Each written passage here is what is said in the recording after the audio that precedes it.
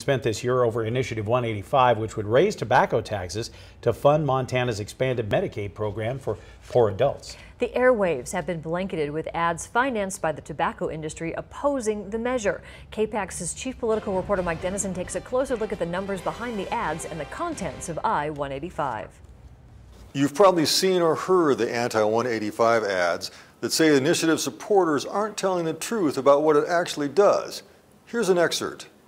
185 is a massive new tax increase that deceptively claims to fund Medicaid expansion, but doesn't provide enough new revenues to pay for it. So instead of fully funding Medicaid expansion, it creates a permanent unfunded mandate of $34 million a year that you'll have to pay for.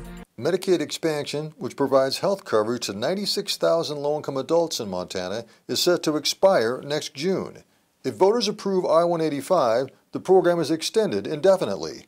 I-185, if passed, would earmark $26 million a year of the revenue it generates for Medicaid expansion.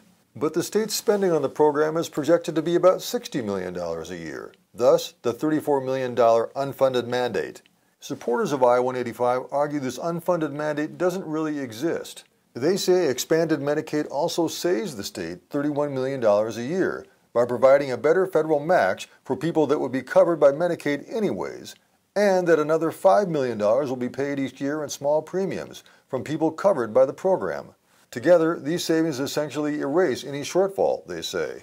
The ads against I-185 also don't mention that Medicaid expansion brings more than $500 million of federal money into the state each year that pays medical bills for thousands of people and creates jobs. Yet the ads against 185 note correctly that a lot of the money raised by the initiative go to programs other than Medicaid expansion. If approved, I-185 would raise taxes on a pack of cigarettes by $2 and by 67% on other tobacco products like moist snuff. Nearly one-third of the revenue from these higher taxes would finance existing programs like the Children's Health Insurance Plan, state building construction, and operation of state veterans nursing homes. 1/5 of the money, $15 million a year, just goes into the state treasury with no earmarks. And another $10 million a year goes to 3 new programs: services for veterans, including anti-suicide efforts, smoking prevention, and in-home services for elderly people with low income. So, as you can see, 185 is about more than just Medicaid expansion, although making that program permanent would be a significant step for Montana. Reporting from Helena, Mike Dennison.